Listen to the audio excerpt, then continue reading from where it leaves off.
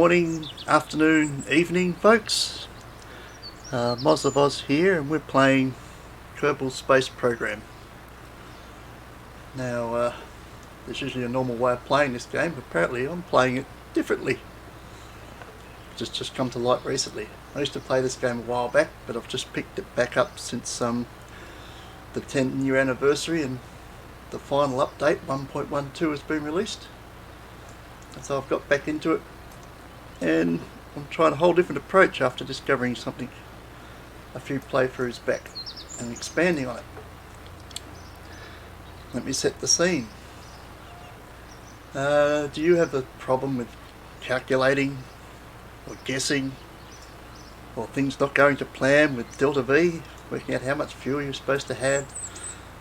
Think you've worked it out, then leaving the atmosphere doesn't quite go as planned and you had to burn more fuel, or your orbit took more fuel than you thought it'd take, or you've had to do several correction burns, or your landing was if you're using a landing, used up a lot more fuel than you intended, and you're left with that age-old problem: I don't have enough to get back, so I'm either stranded here and have to do a rescue mission or redo it again.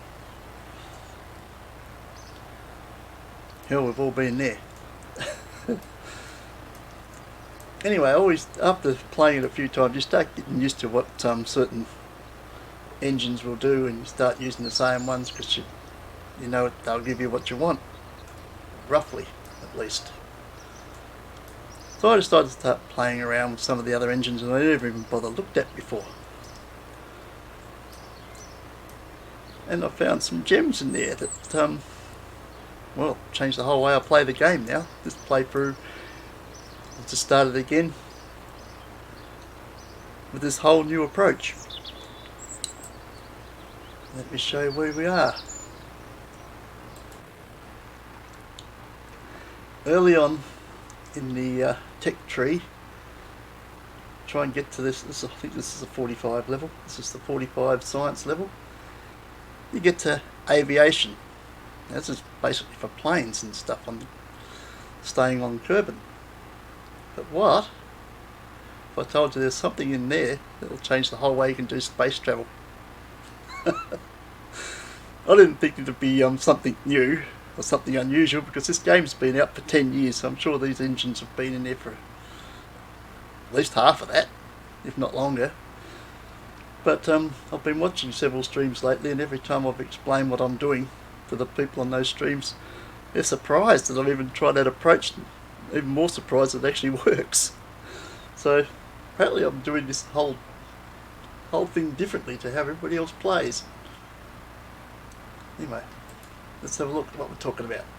Go into aviation, and if you unlock this thing here, EC3 Magneto electric engine. Yep, you heard right, electric. Not rocket fuel, electric. That's what I'm now using. There was another electric engine, which I think comes up later. I'm not sure whether that one's unlocked. It's not unlocked yet. It might be further down the tree.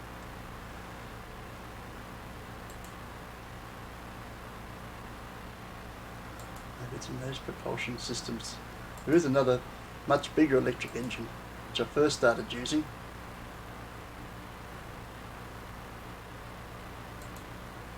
Which I can't even find now. And it's much more powerful, but the downside is you're basically got to build your spaceship, your craft, out of batteries just to get it into space, because it uses a lot of electric energy and it uses it very fast. So you have to build your craft out of batteries, get it into space, and have an awful lot of solar panels to recharge them all again. But it gave you heaps of power, but not really practical. It was sort of overkill. But at least it showed me that space travel with electric engines was more than viable. So that was the track I went down. Discovered this one, the Magneto EC3 electric engine. And that's become my engine of choice for space travel.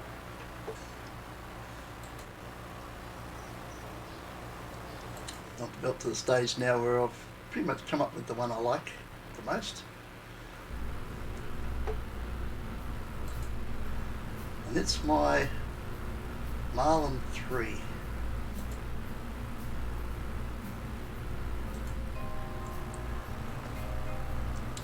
Now, at the moment, I'm sending this into space on a rocket so that I don't waste any power from the craft itself until it's already in space.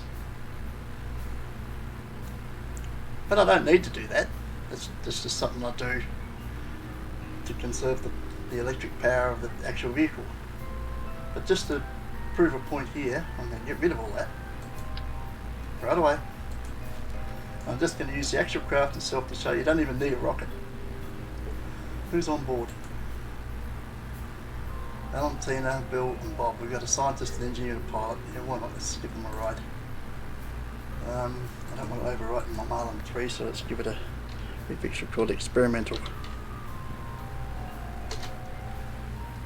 So I'm going to use it without the rocket putting it into space first. No calculations for delta V, none at all, not necessary. We've got unlimited power with electric. Just take a closer look at here at I can't remember how many batteries are inside, but seeing I'm getting rid of the rocket, I'll probably put a few more batteries on it. But I've only got a few small solar panels up the top there, a couple of small ones on the side, and one big one here. That's going to be my only worry. I'm doing it this way, that might rip that one off in the process of getting into space. I'm hoping not, but if it does, we've still got the little ones that should survive the trip, and they're more than sufficient to recharge the batteries. But what I am going to do is put more batteries on it, seeing I got rid of the rocket to get it into space. We've got a 1000 one. Let's get 3 of those, should be more than sufficient to make up for the rocket. You don't want them sitting out there like that, so let's stick them inside the craft. Which is a little unsightly. Hide it inside. So it's got another 3000 units in there. Let's launch into space with 4 electric motors. I'm surprised that everybody else seems to be surprised that this game's been out for 10 years and no one approaches it this way, which is amazing. I didn't even extend the legs. I suppose I needed to. Probably better for takeoff. Okay, so we've got our SAS on. We've got the motors and parachutes. Let's do it. Will we go full power? Might as well go full power. We'll put the electric thing on so you can see the electric charge up here, so we know how much we've got.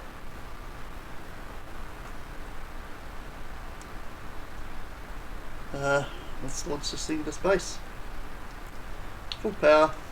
Let's go.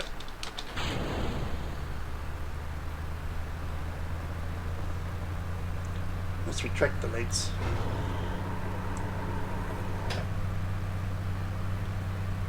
This is totally electric engines. No rockets whatsoever. This is not what you see on television, folks.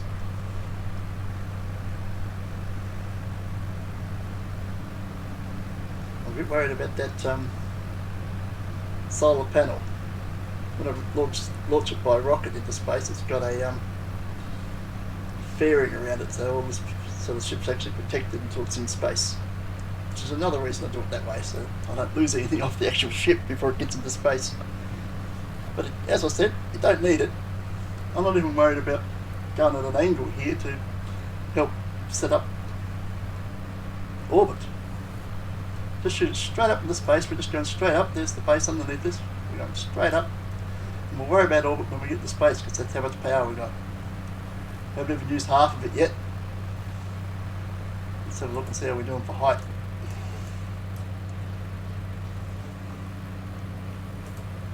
We're already almost to space. It's about 28,000 metres. We'll get that extra boost. Away she goes. We're only using about just over half our power, folks. I think that's more than enough. Let's go 170, way high enough. We've done all this on 4 of those EC3 electric motors. And that's got us into space using just over half of our power reserves. Just sticking to prograde, so you have an idea when we're getting towards apoapsis here, so we can set up an orbit.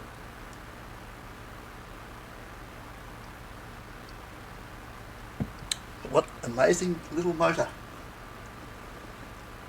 Take away all the guesswork, all the trial and error, how much fuel you need to take to do missions. I just fire this thing straight up into space, then worry about an orbit, then worry about going to the moon, then land on it, and then worry about getting the orbit right to come back and all that stuff. No calculations for fuel. None. As long as I can see that gauge and see I've got power, that's all I need. If I ain't got power, I'll wait for it to get power because we've got solar panels. It's a whole different approach to space travel.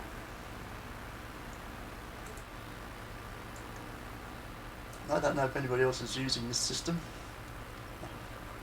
but for all the streamers I'm using, they're totally surprised that this even works. So, and they're seasoned players, but they play it the way, well, pretty much everyone plays it. And it's about rockets. This isn't exactly a rocket, but I think it's more effective than a rocket. It's totally reusable, and its energy requirements are totally renewable. It's a new age. New age of rocketry.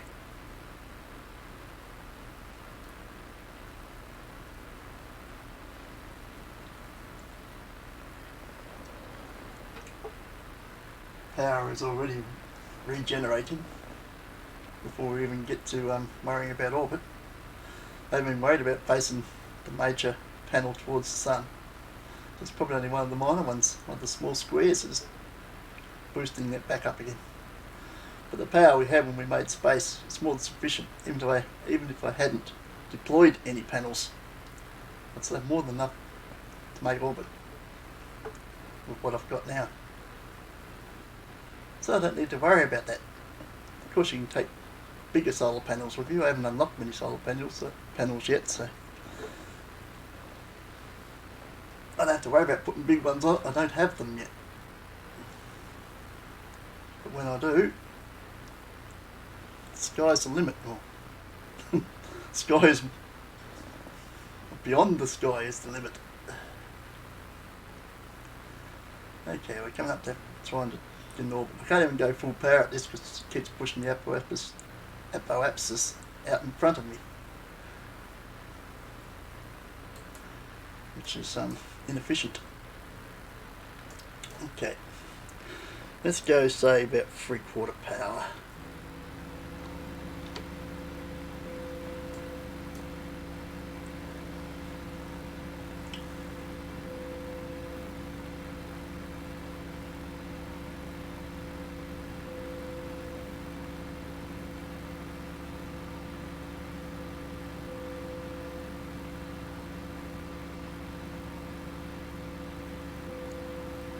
Actually, it's not 3/4, that's 2/3, but you get the message.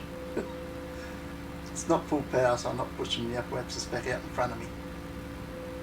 If I go full power, I push that back out, and that's inefficient in trying to get an orbit going.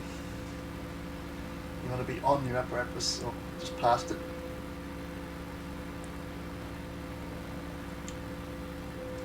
It seems to be a little bit behind me now, so I can actually push a bit faster now, I reckon. Here comes the other one. We've already got space going. I think that's more than sufficient. 160 and 195. And we've still got heaps of power left. Look at that, it's on a perfect orbital plane. No calculations required, no manoeuvres required, no calculation of delta V, nothing. And we've got a perfect orbit with a launch straight up. Didn't even worry about trying to lean it to the right to help setting up an orbit. Not required because fuel basically isn't part of the equation anymore. So now we're down to probably a quarter of our power reserve. So before we go on to do anything else, there was only little one spacing too. We're in the sun, which is our perfect chance to roll the craft around and try and get the major panel facing the sun.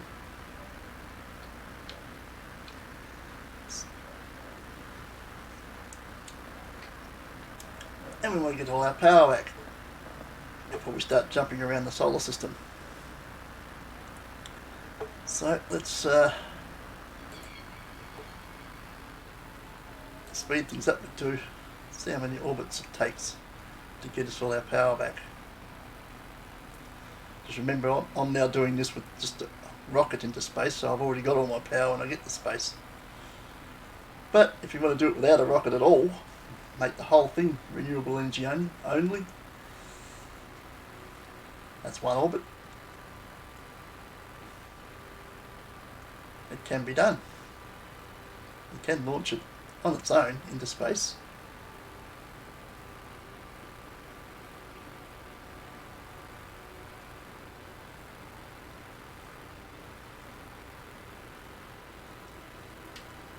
That's 2 orbits. We're almost back to full power in 2 orbits. It will be full power by the time it's completed the 3rd orbit.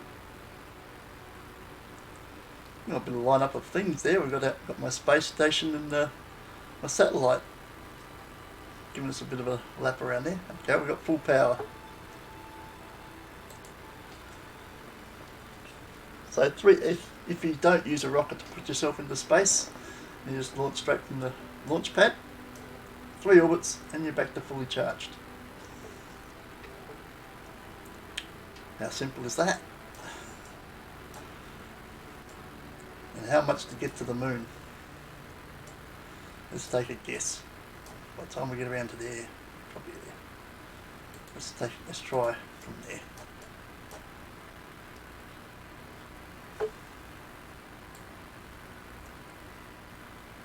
It's probably too soon, but you can easily fix it. It's not too soon. That's way too much power. Not that it matters.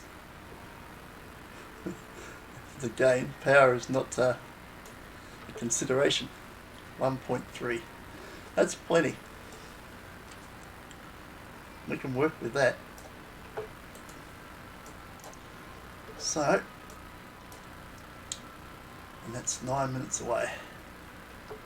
So let's zip that up. 11 minutes away.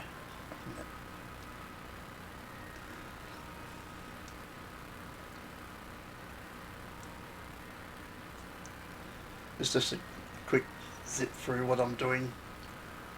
I'll revert this back to where I was because this is just for this video. Just to show you the approach I'm now using and how easy it works. For the diehards who want to conquer rocketry, well, you can always go on to the next video. But those who would like to travel around space without the complication of delta V calculations, well, here's that alternative. Here's the gold nugget.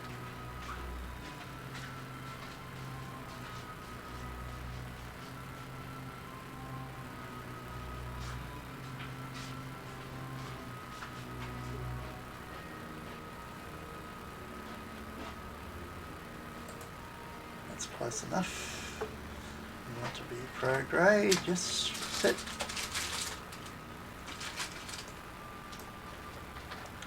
Oh, the burn time. We don't have a burn time. We're not burning anything.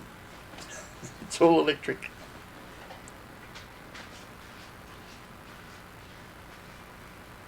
Don't even go worry about burning early or anything. Don't need to get started. Got plenty of power. Using just over a third.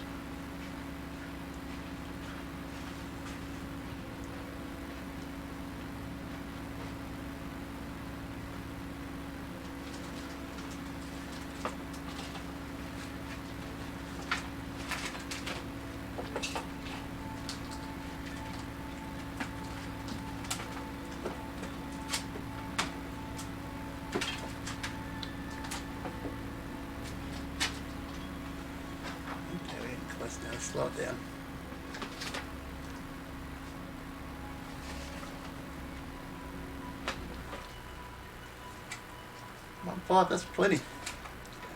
Look how much fuel we used. Which will all be replenished anyway on the trip out there. Once again, Delta V. So yesterday. Oh, hang on, let's get rid of that manoeuvre. Put a manoeuvre up there. Actually, we don't even really need that, do we?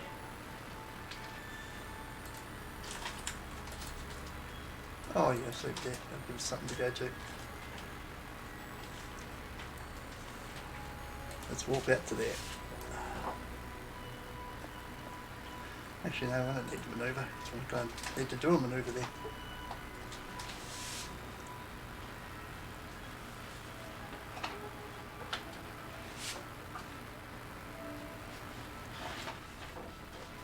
And we find ourselves in our encounter with the moon. So let's zoom ourselves up to a point where we can change it to an orbit.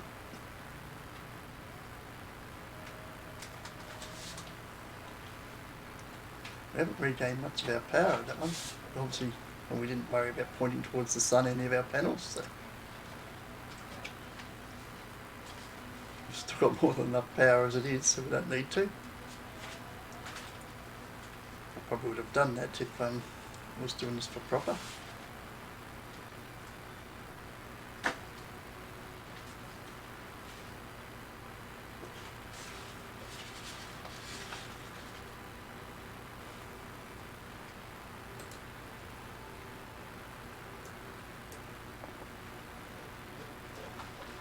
Oh, 15 minutes, okay. Let's get that done.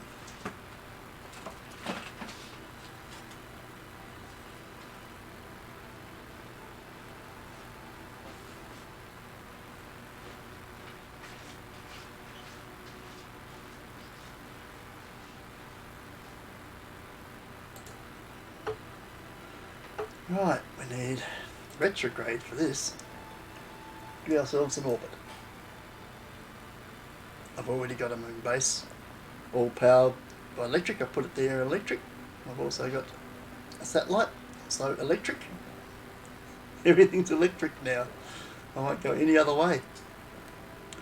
Right, let's try and give ourselves an orbit of this place. Once again, barely using any power. That's more than enough to create an orbit.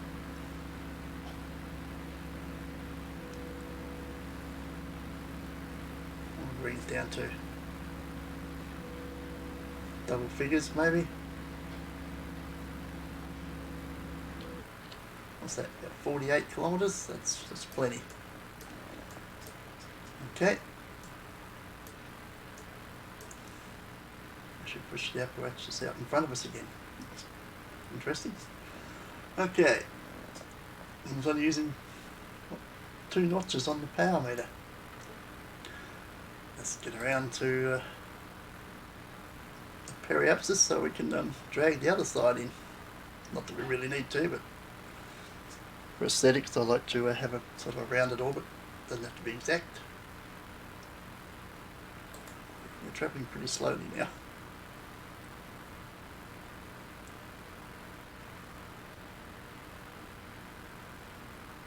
Now of course we're speeding up as we come close to the moon. Let's be correct, the Mun. One of 4 moons, because I'm using some mods in here. One of them's giving us extra planets and moons. So Kerbal now has 4 moons.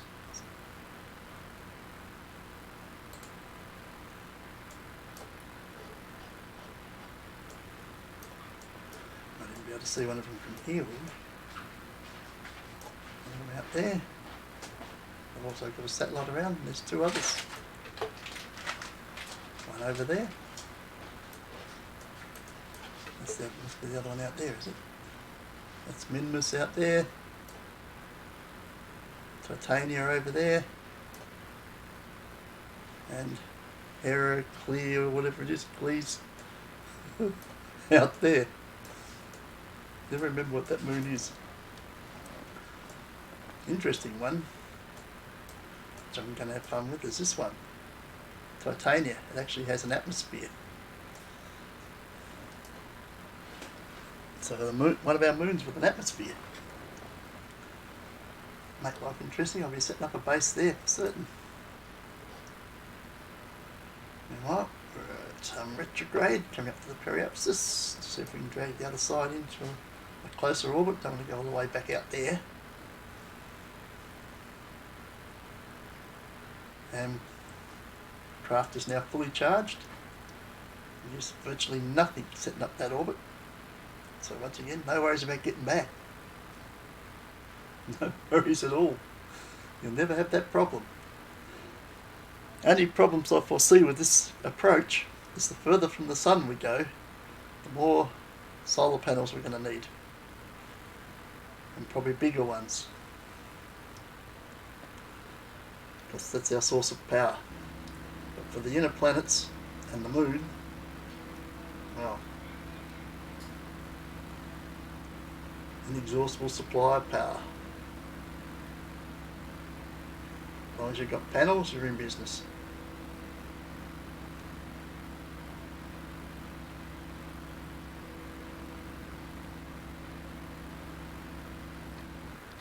Now it's at 38 and 51. That's a nice little orbit we've got going there. And we're just coming around to the bright side too. We'll look at the landing.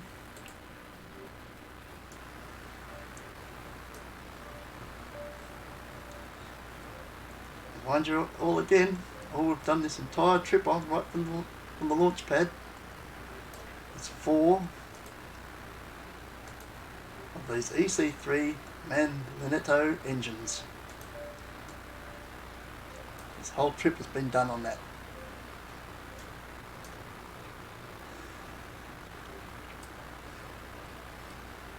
Possibilities of travelling to all the moons and all the other planets. This just becomes so much easier taking delta V out of the equation. All I need to worry about now are these things. Once we've got into space, these are your lifeline. The solar panels to make sure you can keep recharging the batteries. You've got tons of power.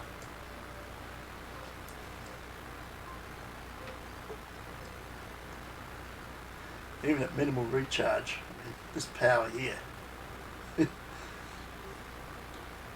I don't know where I could travel to with that. I haven't tested the limits yet. We've only just started this playthrough. This is our first conquered moon, so to speak. The other ones have only got satellites around them. I haven't even travelled to the second moon yet. But I've done a moon landing on this one, a Mun landing, and I've put down a base as well on a second trip. Both completely electric powered, just like this one. I'm not liking any of these areas for landing. I wonder if that's how flat that area there is. Or is it just a big crater? You can never tell. Can't tell until you get down close.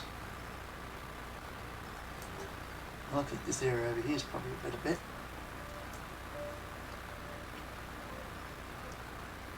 So do you want to do an electric landing as well? Why not?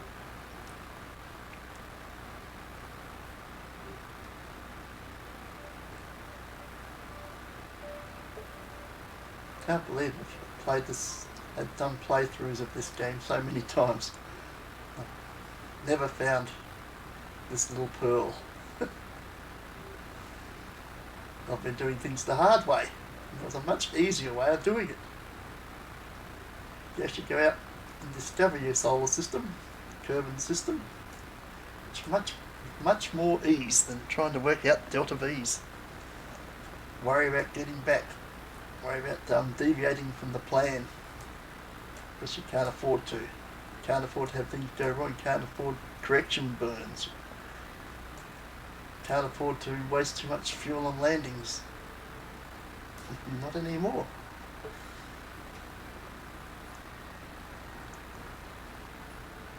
Let's blow off our speed here.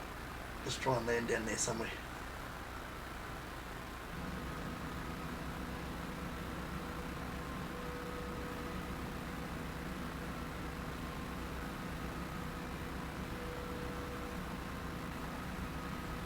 This is at full power, the electric usage. The power we've got now is going to last us. Well, we can do just about anything on it. We're not using any power at all. The only real power drain on this machine is getting out of atmosphere.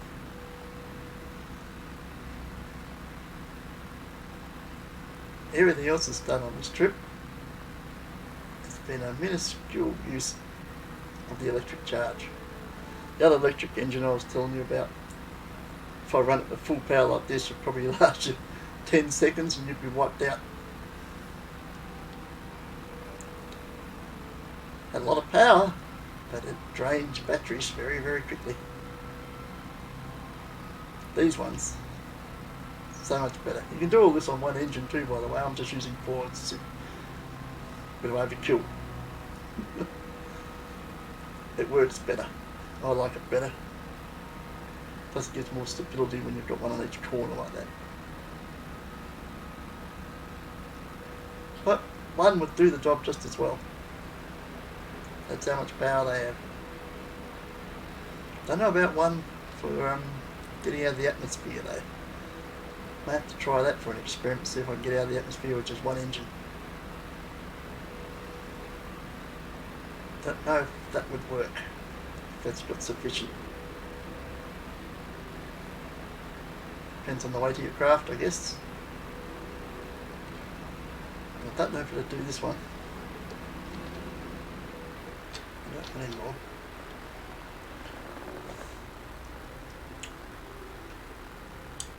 We're sinking down to the ground now, are we? No, we're going up. Well, let's speed this up. Let's run it towards the ground.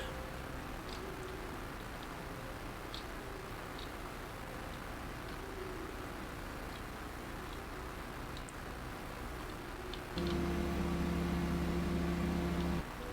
we go.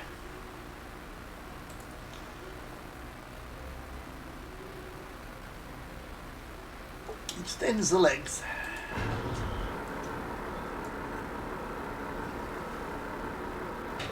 We're going to land, looks like we're going to land somewhere in that area.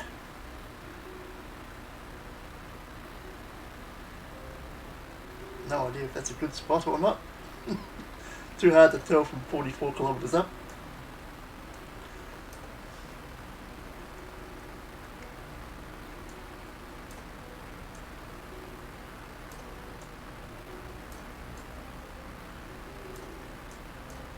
I did have a funny thing happen last time we used this on a moon landing. I took one of the guys out of the craft. They came down here and got on to the ground, but because it's up on legs, they couldn't actually reach that. So I dropped it down and I put him in there. And as soon as he entered the hatch, the whole thing exploded. Bit of a glitch. But entering that hatch actually blew the craft up. I don't think that was supposed to happen. So I might give that another test while we're here. So this is just a dummy run anyway, to show off electric engines. Let's see if that glitch repeats itself. See whether I can blow the craft up.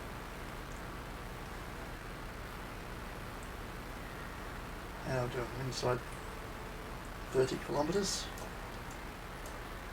How's that ground looking? Probably better off over that area, you would say. Can I do that? Forget how to get over that way. Just give it a squirt over that side.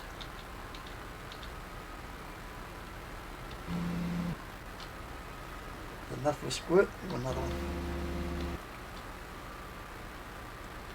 Just push us over that way a bit. We're going to land over in that lot now. No, that's good. Okay, we're inside 20. Might be a good idea to slow our descent a little. Don't want any major changes close to the ground. That's always a bad idea. Another good thing to do is not do it on sea level because there's no sea here. Here that looks okay. Just the only one way to find out when we get down there.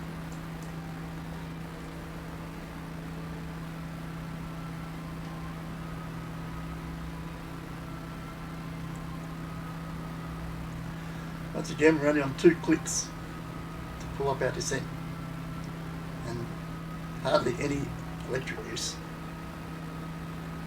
These engines are unbelievable.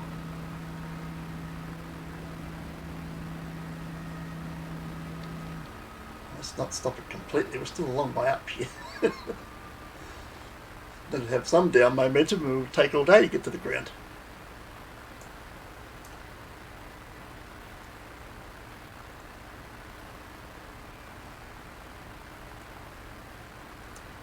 "5 kilometres. All looks good. It doesn't look too bad in the area. Still very hard to tell from this height, but it looks flattish. Sufficient for a landing anyway.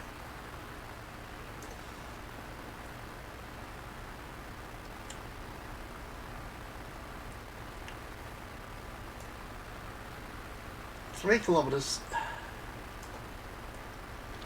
Okay, let's start slowing that descent. Not too fast, we still want to get down there fairly quickly before we worry about pulling ourselves up.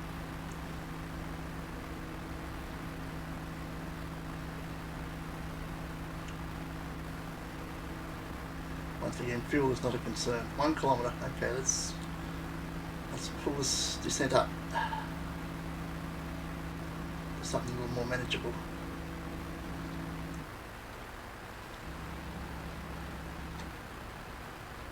It's so powerful, it's hard to do small.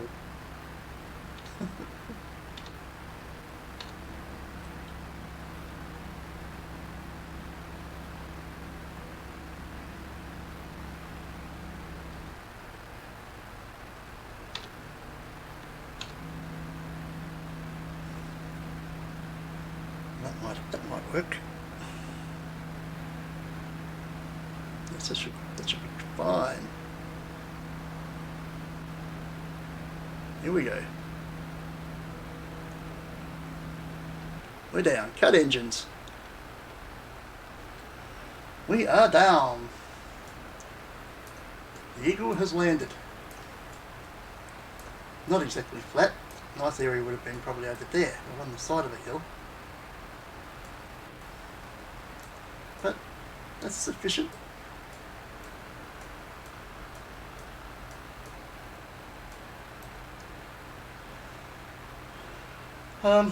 That shows you we've got all the way out here.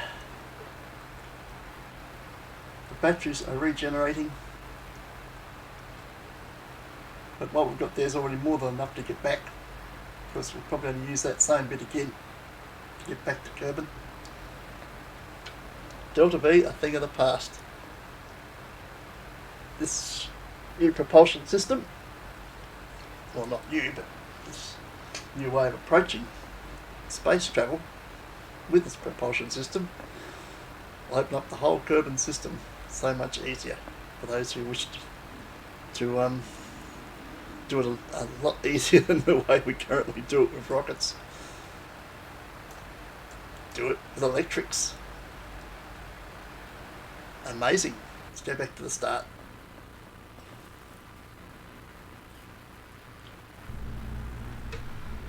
Get out of there. Let's go to the tracking station.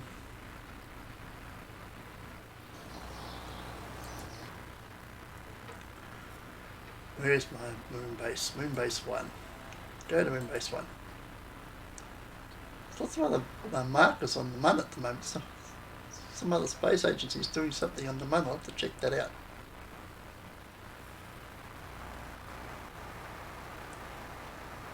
There's my space station. My moon base. Enough room for something like 14 Kerbals. It only needed room for 10. It needed communications. It needed a docking port. It needed to have generate its own power. Just all these little solar panels. And this whole thing was put here on 4 electric engines. Look at this boo-boo. I put one of the struts for the landing gear straight under the ladder. Oops. That needs to be fixed before I use another one. On the Mark II one. Jebediah and Domble are the two Kerbals sitting in this. So there also had to be two pilots on board. This was a contract, by the way, that's why it's done like this. But I did it with electric motors.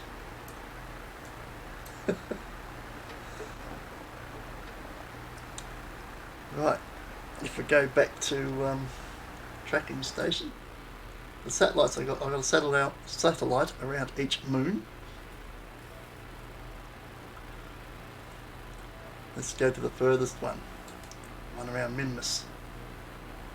If we go to that,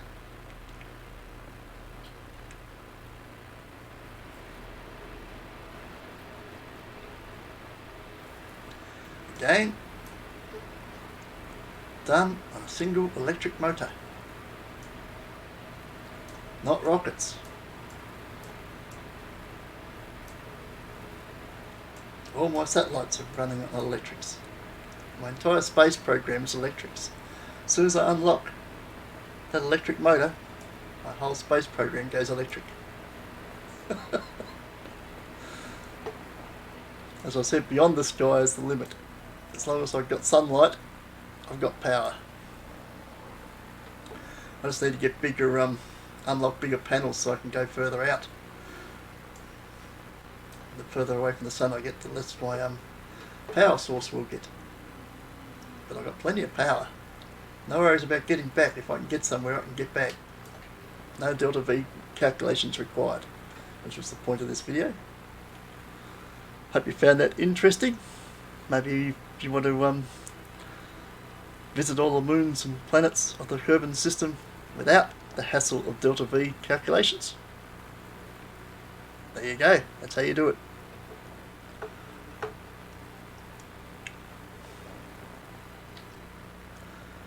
Okay, let's get back to the Space Center.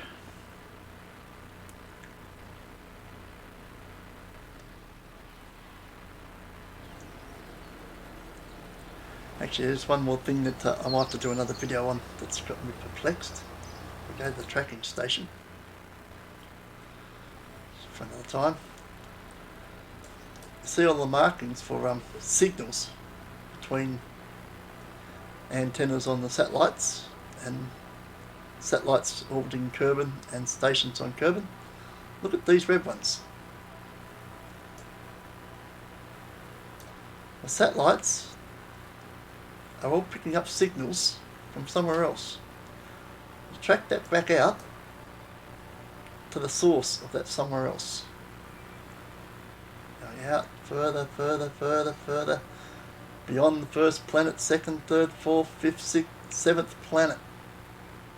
We're out here to one of the planets I got from the Copernicus planet set, a planet called Croncus. But it's not coming from that actual planet, it's coming from one of the moons, Croncus. Cursex. For some reason, we are picking up signals from this moon.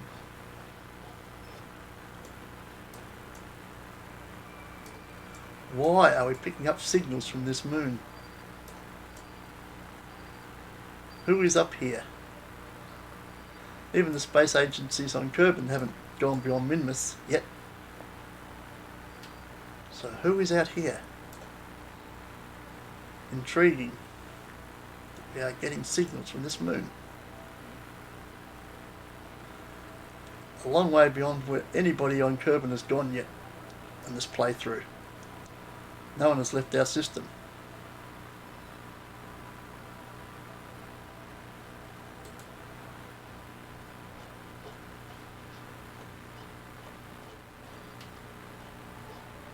All that I've done and anybody else has done so far is the 4 moons. No one as yet has even ventured to Duna. Oh, actually, is that the next closest now? It's one inside Duna. Yeah, that's Duna. So this is the next closest. No one's gone to Asclepius.